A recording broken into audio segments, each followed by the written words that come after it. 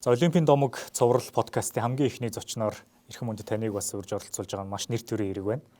Монголын үндэсний Олимпийн хорооны 70 жилийн ой тохиож байгаа энэ үед та тамирчны хувьар, дасгалжуулагчийн хувьар, спортын зүтгэлтний хувьар Олимпийн хөдөлгөөний энэ 7.1 бас хамгийн их гэрчилж хажуунаас нь ингэж өсөлт дэвшлийг нь харсан хүний хувьд бас би таны сэтгэлдлийг хамгийн түрүүнд сонсохыг хүсэж байна. Анх тамирчин болж исэн үеэ өнөө цаг үетэй харьцуулаад хамгийн тод дурсагдж байгаа дурсамжууд бусдад хуваалцах зүйлсүүд юу байна гэдгээс яриагаа эхлэе.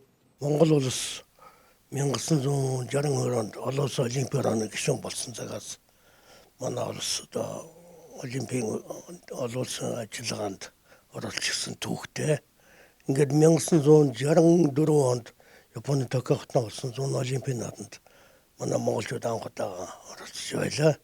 Энд бас миний бас хойд энэ анхны Олимпийн нааданд Монгол улсын төлөөлж Монгол улс шин тутам хөгжижсэн чөлөөтхөн хамгийн хөнгөнжинд баригдахын завшаан тохиолдож оролцож байлаа. Тэгээ бид чинь Олимпиад явах өмнө одоо тухайн үед Японы Токиод болно гэхээр тухайн нийгэм чи Япон бол манай заналтайсан гэдэг байсан шүү дээ. Тэгээд өнөө Японд явна гэхэд цэдэн бол дараага бидний хүлээж яваад одоо хэлж ирсэн. Өөрөө би хүлээж авсан юм. Тий, өөрөө би хүлээж аваад за та нөхд социалист Монгол улсын нэрийг хамгаалахаар явж байгаа шүү. Энэ удаа та нөхдөс амжилт ихгүй аа. Та нөхд хамгийн гол Монгол улсын нэр хүндийг дэлхийн давцанд гаргана шүү. Саглавтай, дэг журамтай явна шүү гэж онцгойлон захиж ирсэн. За тэгээд бид бол Олимпиадыг мэдэхгүй, Олимпиадыг үгэн цаана юу гэдэг юм сайн мэдэхгүй юмсан 5 хүн цугладаг юм байна л гэж ойлгож байлаа. За тэгээд 64 онд намраа бид ингээд эх орноос Японы Токио Олимпиад очихоор 40 хүн явж ирсэн. За бид бол үндсэндээ гадагшаагаан тэгж явж үзээгүй. Анхудаа онгоцон сууж, анхудаа богоон сууж, анхудаа одоо далай дээгүүр усан онгоцонд одоо нэг өдөр нэг шин явж Японы Токио хотноо очиж ирсэн. Ийм л төвхтэй юм аа. Тэгвэл өсө бүх усан онгоцоор хүртэл очсон юм. Усан онгоцоор явж ирсэн. Нэг шин нэг өдөр явж шин очиж. Энэ бол их сонин түүх болон санагддаг. Тийм байна. За тэгээд Олимпиад оролцох одоо хамгийн ихэнд төрсэн сэтгэл ямар вэ? Одоо тэр олон янзын хүмүүс. За тэгээд бид эхлээл Токиод буухад биднийг монгол хэлтэй Япон хүмүүс биднийг тоссон. Тэгсэн Японы их сургууль монгол хэлний оюутнууд мөн тэнд амьдардаг өвөр Монголын одоо Японд ажиллаж амьдардаг хүмүүсүүд одоо биднийг огцсон. Ингээд нэг том тосгонд очисон гадна талдаа хамгаалалттай ингээд тийм ч юм бид гайхаж ирсэн одоо юу ямар юмд очив вэ гэд тэгсэн чинь л одоо өөр 5 төв тэр улаан цагаан хар ус бүхэл ресторан хүмүүсүүд цугласан том тосгон донд л очсон. Тэгэл боосон биднийг ингээд очиход ундаг дугуй ингээд тэр тосгонд дөрөв ундаг дугуй байна. Бид чинь ихэнх нь ундаг дугуйн чадахгүй. Тэр дугуйн чаддаг нь яваад нэг тэр хоолны газар очиад дугуйгаа хийчин тэрийн өөр хүнаал явдаг юм ихтэй. Тэгээд бид чинь бас нэг ёсонд тэнд байхдаа одоо муу авраг манай жижиг санжаа гэд том санжаа бид хэд анх удаага тэнд орой үдшийн цагаар хүн амтнаас жаахан зайдаг юм шиг ундаг дугуй анх удаага унж сурсан шүү дээ. Тийм л байдлаас эхэлж байлаа. Тэгээд 5 төв бид хэл усан ч мэдэхгүй, оросулж мэдэхгүй, англи хэл, бусад хэл альж мэдэхгүй. Тэгэл энэ очроо олохгүй нэг хэдэн нөхдөөд Олимпиад осгонд байж байгаа л тэгэл тэмцээнд орсон. Тэмцээнд оролцох та бас анх удаага гадаадд очисон гэд гадны хөгчүүдтэй барилдахад бас манайхан хэр байсан тухайн үед анхны одоо яг Олимпийн наадмын туршлагаасаа дэвжэн дээрх мэдрэмжээсээ хаваалцаач. Тэгээд бид нөгөө Олимпиад явахын өмнө нь Болгарын Софид бас сарын бэлтгэл хийсэн юм. Манай Олимпийн үндсэн баг. Тэгээд тэнд Олимпиад бэлтгэл хийгээд дуусах өмнө тэнд Германд олон улсын тэмцээнд за та нөхдөөс энэ медаль авсан өмсүүдийг Олимпийн наадамд оролцуулнаа. Олон улсын тэмцээнд гээд энд нэг 8-9 орны бөхчүүд Европынхан байсан бүгд. Тэгээд энэ тэмцээнээс манай Сүхбаатар гэдэг өнгөнжингийн Сүрэтэр бид бүр алтан медаль, мууийн аварга мөнгөн медаль авдаг. Жижиг санжаа мөнгөн медаль. Тэгээ бид та бол үндсэндээ алтан мөнгөн медаль авснараа шууд олимпиад орох эрхээ болж онгорж ирсэн. За тэгээд олимпийн наадам эхэлдгээрээ эхэлсэн. Яг хоо тэгээд тэнд бол өнөхөр одоо нэг гайхамшигтай хүний санаанд боомгүй тийм л сони үйл явдлууд болж. За энэ олимпийн наадам тэгээд манайхаас хамгийн өндөр амжилт үзүүлсэн мууийн аварга 7-8 дахь би 8-9-ээр эзэлж ирсэн. Хоёулаа 2-3 ялж ирсэн. За энэ бол одоо манай монголчуудын хувьд бол хамгийн дээд амжилт тухайн үед одоо энэ Монгол эрхтэл одоо их өндөр амжилт үзүүлсэн гэж одоо тухайн үед тэгж тооцож үзчихсэн да. 4 жилийн дараа бүр бөмбөрцгийн нөгөө талд Мехикогийн олимпиад та бас Монголын спортын түүхийн шинэ хуудсыг нээсэн. Тэр үед бас харьцангуй туршлагатай болцсон, бас том зорилготой очсон биз? Тэгсэн. Тэгээд Токиогийн олимпийн дараа үед чинь тэгээд гадагшаага тэмцээнд явна, хамтрасан бэлтгэл зөвлөл холбоот улсын бүгчүүдтэй хийн.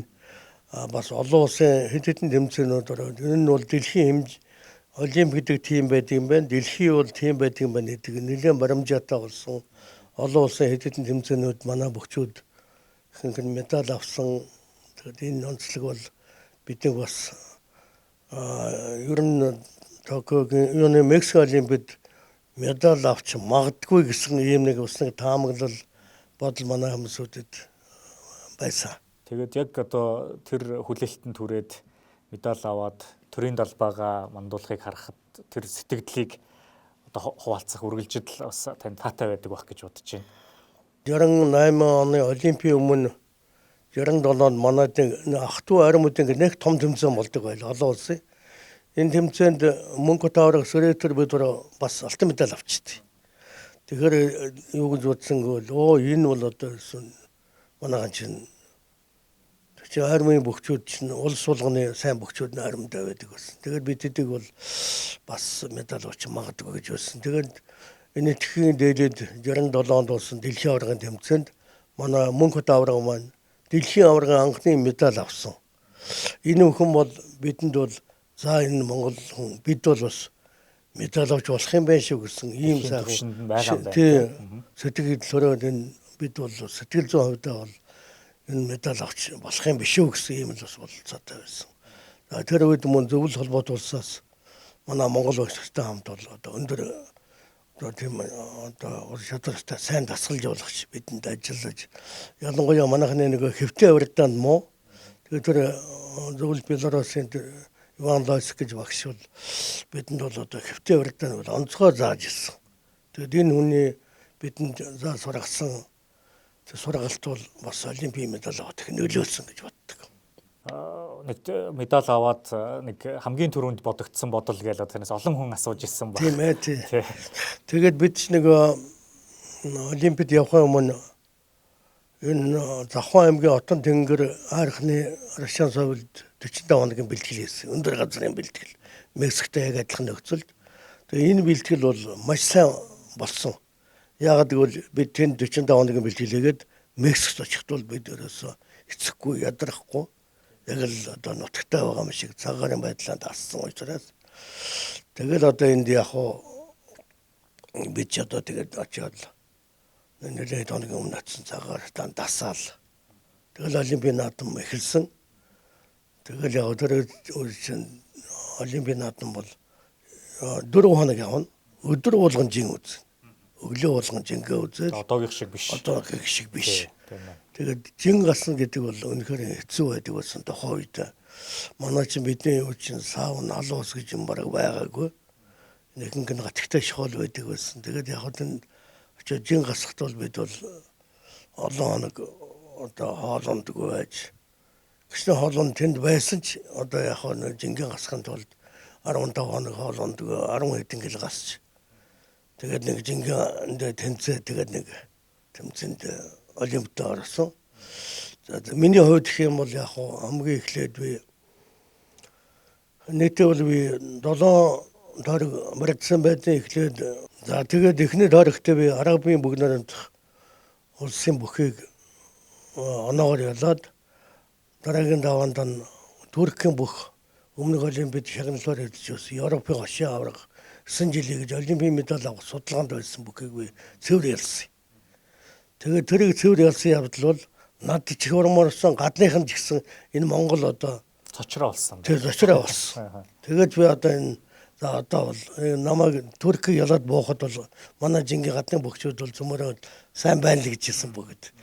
Тэгээ 3 даваанд би Италийн Грасси гэж бүхтэй тэр бүх бол Токиог олимпиад 4 төр авсан бүх байсан. Энтэй дараад би 3 оноо илүү явж ирсэн. Тэгээ 3 оноо илүү явж итэл гэвгэн тэгэн Британь явцсанд би нэг гарын сарванаас татахгүй юу ингээд. Тэгсэн нөгөө чи болсон ингээд ордод айц. Яатсан мэдэхгүй. Тэгээд зогссон тэгтэл нөгөө чин эмч нар үзэл баахан шүүгч цуглаж яснаа л шууд намайг цэвэр ялгадл өгөөд нөгөө бүх чин цэвэр ялдагцсан. Тэгэл боо юм бол манай өмсөчөд оноо илүү явсан ялах болцоотой байсан гэл ингээд тухайн үед заргалдаал ингээд манай өмсөд явсан. Тэгсэн буугаад ингээд би боохгүй. Дэвжин дээр ойлаас оцсон. Тэгээ нэлээд сууж байгаа. Тэгэл хамгийн сүүлд хөөгдөл бууж байгаа юм чинь. Тэгэл буугаад за тэгээд ингээд нэг цэвэр ялгалттай болцсон. Дөрмийн бус тий. Тэгээд би дараагийн тойргуудаа юу нэг л удаа оноогоор ялахад хасагдах тийм тухайн үе дөрмө тийм байлаа. Тэгээ манай багштар манай нөхдүүд хэлсэн. За чи одоо бүгдийн цэвэр ялна шүү. Тэгвэл чи ингэж хасагдлаа шүү гэдэг. Тэгээ хүн гэдэг бол сэтгэл зүйн хувьдаа бол яг тэр үед л бүхэл юм хүн одоо бэлэн цуглдсан билээ. Тэгээ би дараа нь Европын мөнгөн медальтай Унгаран бүх за Россын Герман Баруун Германы бүх нефинтерийг бүгдийн цэвэр ялаад шууд гурвуулаа үлдээд медалийн одоо авах болжлоо хангасан. Тэгээд би медалийн болжлоо хангаад доош буугаад нөгөө би халаалтын зааланд очсон чинь манай нөгөө гурав чинь доош гудайцсан. За. Ингээд суужсэн. Тэгээд намайг медаль авсан гээл тэгээд манайхны албаны хүмүүсүүд доош буугаад багш нар ингээд явчих. Хөөе медалийн болжлоо хангачлаа гэдгсэн. Йоо нөгөө чи шууд ирээд намайг тэрвэрээд сүйд мэд болоод ингээд за одоо тэгээд бид одоо үзүүлж игнэ гэл ингээл. Тэг мөё аварга тэр үед санаас гардаг. Америкийн бүхийг ялвал медаль авна, ялгадвал медальгүй аягдах байсан. Мөё. Тэгсэн мөё хана шаагаал энэ мө Америкийг алж игнэ. Гэл тэгэл би ялаад гисэн. Тэгэд яг миний дараа нөгөө гурвуулаа медаль авсан. Би тэгээд тухайн үед одоо медалийн салхийг хагалж анхны медаль авсандаа би энэ их омогшиж энэ монголчуудынхаа одоо хамгийн анхны медаль авлаа гэж би одоо болтлоос сэтгэлдээ одоо омогшиж явдаг юм шүү дээ. Тэгэлгүй яах вэ? Медалийн буухаг эхлүүлнэ гэдэг. Тийм гол нь тийм. Яах вэ? Монголчууд тухайн үед яаж хүлээж авч байв таныг их орондоо? Тухайн үед бид бол олимпийн медаль авчаад ерөөсөн тэгээд итгэхгүй байсан. Маргааш нь бид ингээд өглөө олимпийн тосгонд явж ирсэн баг сэтгүүлчдэрээ бидэнтэй уулзаад бид тэдээс асууж байгаа. Та нар Чайна Монгол уу, Араш Монгол уу гэж. Монгол улсыг мэдэхгүй шүү дээ ч одоо ямар улс вэ? Хятадын Монгол юм уу, Оросын Монгол юм уу гэж. Тэгэд мөөрэ авраг нөө Чингис хааны Монгол гэж. Тэр үучин Чингис хааныг хэлж болдгоо байсан. Чингис хааны нэр бол хэл хоройтой байлаа шүү дээ. Ингэж бид одоо өргөчлөөд Монгол улсынхаа анхны олимпийн медалуудыг авч ингээд үнэхээр нэг Монгол гэж тусдаа бидээс улс үт юм байна гэдгийг тунхаглан зараснараа бид бол одоо болтлоо сэтгэл сайхан явдаг юм да. Тэгэлгүй яах. Үнэхээр сайхан түүх байна. Бүрдэн таны барилдааны түүхүүдийг өмнө сонсч ирсэн ч гэсэн дахиад одоо яг анх удаага сонсож байгаа юм шиг шимтэж сонслоо. Та одоо ингээд медалийн одоо буухаг эхлүүлснээс гадна бас үеийн олон аваргуудыг олон бас гайхамшигт бас бөхчүүдийг бэлтгэж төрүүлж гарсан. Одоо таны би дасгалжуулагчийн карьер руу шилжихийг хүсэж байна. Таны одоо дасгалжуулагчийн одоо үедээ хамгийн гол баримталж ийсэн таны одоо бусдад зааж сурахыг хамгийн ихэнд эрхэмлдэг тэр зүйлсүүд юу байна? Манай тамирчтай хандаж хэлэх бас зүйлсүүд бас танд их байдаг байхал гэж бодож байна. Тийм ээ. Энэ цаг хугацаа одоо 57 жил болсон байна. Энэ бидний энэ үйл явдал.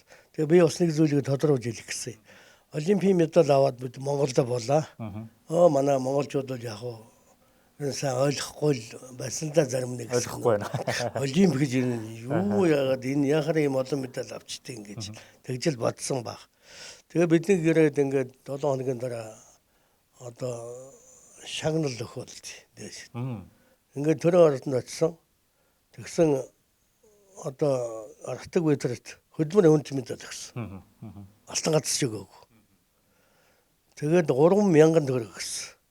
Тэр мотоцикл 5,000 төгрөг өгсөн шүү дээ. За. Тэгээ өнөөдөртэй харьцуулаад тэр одоо тэр бидний үеийн шагнал гэж чинь тийм ялгаатай байсан байна. Тэгсэн мөрөстөө шагналлаар эзэлсэн хүнд гавьяат өгч байгаа. Би энийг тэр цаад нарийн юм хэлээд өгөхгүй л дээ. Гэх мэтлэн одоо тэгж ийм л ялгаатай юмд ханддаг байсан. За энийгээ бол би бас олон талаас нь боддتي. Манай хүүхдээс бол дандаа хотод тавилгаад байсан. Бядлаг үлдэгдлүүд тэгээд бидний тэр үе чинь нэг түүх намтар бол бүхэн цаана бичигдсэн байдаг. Тэгээд ийм юмнаас явдлаас болж ил тухайн үедээ шагнал бүх юмнаас хасч байсан юм болоо. Яг гэсэн тухайн үеийн нийгмийн асуудал шүү дээ. Тэгээд бид бол 70 хэдэн онд бас гавьяат болж 50 жилийн ойгоор. Тэгээд энэ үед ч одоо миний үндсэндээ би хүнд гэмтэл авсан 7 онд. Тэгээд үндсэндээ энэ тасалжуулагч ажил шилж. Тийм цаг үе болцсон байсан гэж одоо ойлгодог. Тасалжуулагчийн карьерээс суулцсан. За тэгээд би 71 оноос тасалжуулагч болсон. Эхлээд 71 оноос 78 он болт би Батлан Малхамны алдрын хэмжээний тасалжуулагч болсон. Над хамгийн гол нь бол ерөөсөө шгшээгийн нөөц бэлтгэх. Одоо айрманд бол аль сайхан залуучууд байна. Тэнд очиж улсын шгшээгийн нөөц бэлтгэх ажил гэдэг юм үүрэг өгсөн. За ингээд тэнд бол 8 жил ажиллах хугацаанд олон арван сайхан бөхчүүдийг бэлтгэсэн.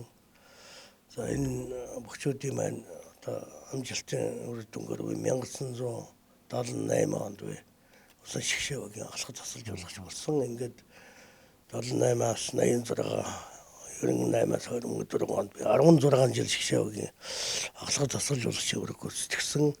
За яг энэ хугацаанд одоо 1980 оны Олимпиад манай шавнараас манай даваажав манай оюун болоор Олимпийн мөнгө урд медаль авч Монгол хүмүүний бас сэтгэлээ сайхан баясгаж байлаа.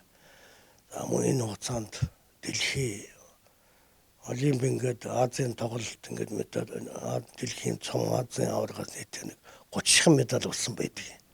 Энэ хүн бол яг миний шавнарын хичээл зүтгэл дасгалжуулагч багш нарын маань хамтын бүтээл гэж би хувьдаа тэгж ойлгодог. Таны дасгалжуулалтын арга барил эрхэмлж гол хэлдэг философи талаасаа та бас товчхон хэлвэл. Яг миний одоо бүхэн багш бол Монгол Улсын гавьяа төгс Цэрэн даваг Магсар гэж хоёр одоо Монголын агуу хоёр багш байлаа. Мөн зөвлөлт холбоот улсын мөрөсөлтөн бас багш байсан. Энэ хүмүүс бол намайг дасгалжуулж болоход маш их тусал дэмжсэн. Тухайн үед бид бас зөвлөлт холбоот улсын одоо тэр ЦСКА гэдэг хамгийн хүчтэй баг тэнд биднийг бас одоо Оросбогийн хугацаагаар дасгалжуулагчийн одоо ритм сургаж ингэж байсан. Энэ нь бол намайг дасгалжуулж болоход бол их бас нэмэр болсон гэж би одоо боддог юм да. За та өнөөдрийн тамирчдын одоо өнөөдрийн залуу тамирчдад бас таны үг их үнцэнтэй бас нэг энийг нэг хэлчих хэрэгтэй дээ гэж боддог тийм зүйлсүүд бас байгаа болов уу гэж бодож байна. Одоо яг энэ бидний бас энэ подкаст хийж байгаа гол шалтгаануудын нэг ч гэсэн ер нь бас энэ залуу тамирчдад урам зориг өгөх, таны түүхээс амжилтаас бас үлгэрлэж суралцах зүйлсүүдийг бас хүмүүс хүргэх байгаа. Тэгэхээр та энэ тал дээр юу гэж?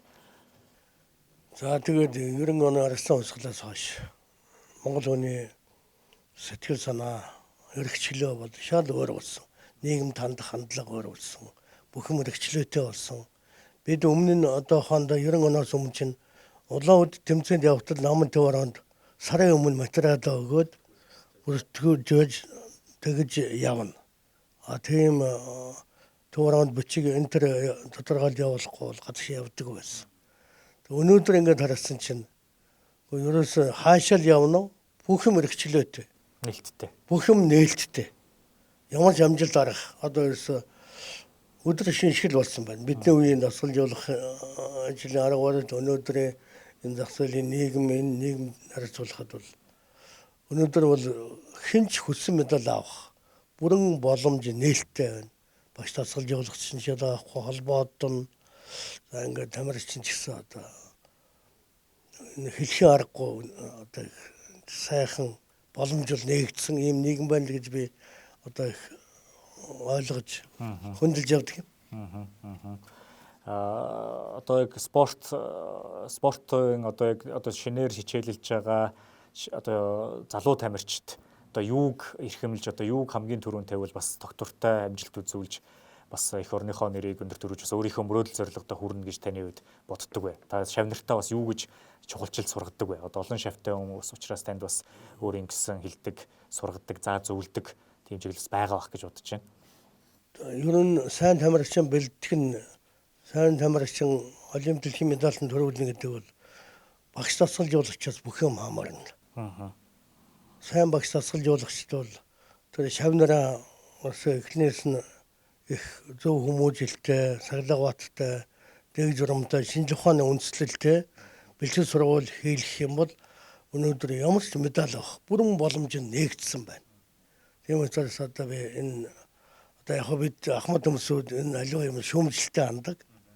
Энэ жаахан сэтгэлээсээ одоо бүхэл өөрийнхөө одоо ажил хөдөлмөрөө бол үнэн сэтгэлээсээ хийж одоо олимпиад дэлхийн медаль авахын төлөө шавнараа тагаа их нягт нямбай ажиллаж одоо энэ мөр үйж байгаа хүн бүхэн энэ дасгалжуулагч яг адилхан цаг хугацаа гэж байхгүй. Ерөөсөн аль ч үед л одоо намрагчтай бэлтгэл ингээд явдаг. Тэгээ би бол хойд үед нэгээ бол энэ олимпиад дэлхийн авраг бол олон намрагчд төрөхөд тийм боломж нээгдсэн байна л гэж боддог. Их өдрөг. Тийм өдрөг сэтгэлээ байдаг тийм. Бид нэр бас олимпийн хөдөлгөөн Монгол улсад одоо үүсч өгчөөд 70 жилийн ойтой давтаж байгаа учраас би таны хувьд та олимп гэдэг үгний үндэс нь олимпийн философийн талаар бас юу гэж ойлгодог вэ талаараас асуухыг хүсэж байна. Олимп гэдэг бол бас зөвхөн тэмцээн уралдаанаас гадна асар өргөн агуулгатай зүйл шүү дээ. Тэгэхээр таны хувьд бас олимпийн наадам их орноо төлөөлж анхны медалийг авчирч олон шавнараа олимпийн наадамд оролцуулж ирсэн үеийн бас олон олимпийг үзэж гэрчил дотор нь орж нэг хэсэг нь байсны хувьд олимпийн үндэс нь олимпизмын энэ философиг та юу гэж ойлгодог талаараа бас бидэнтэй хаваалцаач. Олимпизм гэдэг бол дэлхийн одоо олон улсын эв санааны том бэлэгдэл. Энэ олимпийн талбайд 5 төвийн сайн санаа бүх хүмүүс эвлэлд нэгдэж сайн сайхны төлөө спортоор одоо дан тулаангүйгээр 50 цагт одоо гар буйрын сэтгэлээр ингэж тэмцэж байж одоо амжилт гаргадаг. Өнөөдөр ингээд ямар ч хөөгчөөс асуухад за чи ямар амжилт хүлээж ийн би олимпийн авраг боллоо л гэж байгаа. Тэгэхээр энэ бол бүх дэлхийн бүх хүмүүсийн хүсэн мөрөөддөг хамгийн сайхан барь урсгалан бол олимпийн эв нэгдэл олимпийн наадам юм аа гэж боддог. Би төгсгөлд нь бас танаас асуухыг хүсэж байна. Танай нутагт бас таны нэрэмжит бас олимпийн парк одоо хүрээлэн бас байгуулагдсан, тухай дуулсан. Энэ бас их сонирхолтой санагдлаа. Та энийг бас дэлгэрүүлээд өдөнтэй хаваалцвал. Манай Монгол бол олимпийн наадамс 31 медаль авсан байдгийн түүхэндээ. Энд бол аймаг болгоноос олон янз бүрийн медалууд бай. Манай аймагаас бол 4 хүн олимпийн медаль авсан байдаг. Чөлөөтхүйн 2 хүн байна. Одбитер, бокс, мөнхөрдөн хэн Сэрдамб. Бид дөр одоо өөр ангачаад сайн медаль авсан байдаг. Тэгэхээр бусад аймагуд Төв аймаг, Увс аймаг гээд Арангай гээд олон медаль авсан аймагуд байна л да. Тэгээд энэ нутаг улсынхан бол энэ олимпийн медаль авсан хүмүүсүүдийг хүндэгдэг. Энэ байнга уулзалт одоо зохиож нэрмж тэмцээнүүдийн зохион байгуулдаг.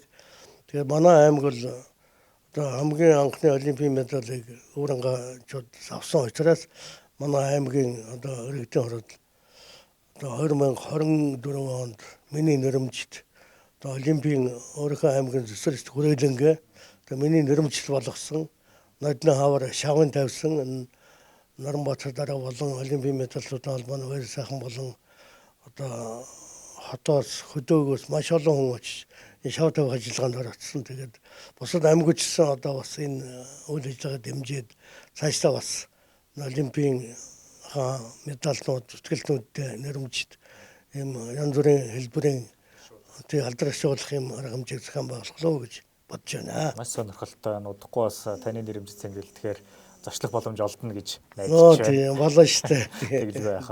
Бидний цаг гаргаж бас өөрийнхөө дурсамжаас түүхээс олимпизмын үнэт зүйл үзэл санааны талаар хуваалцсанд маш их баярлалаа. Тантай харилцах нэр төрийн хэрэг байлаа. Танд хамгийн төгсгөл хэлэх зүйлээ яриагаад дуусгая. Тэгэхээр олимпиад үзэл санааг илэр өгөхөд манай энэ олимпийн ороо олимпийн медалистуудын холбоо бол нэлээд анхаарч ирсэн. Жишээлбэл одоо өнөөдөр Сэлэнгэ аймагт манай оюун болдын олимпийн медаль оюун болдын хөшөө, Улс аймагт Хотын хөшөө, Булган аймагт Даваажав гэх мэтлэн одоо Хэнтэй аймагт Амдан гээд манай олимпийн медалистуудын төрсөн нутгаас бол одоо энэ эднийг алдар ашиглахын тулд эднийхээ хөшөө дурсалтыг босгож хойд үеийнхэндээ одоо бас энийг сайхан уламжлалыг одоо ингэж байгаад Ахмад үеийн би намар ачаан дасгалж одоо сэтгэл их сайхан байдаг юм аа. За баярлалаа танд. Зүгээр.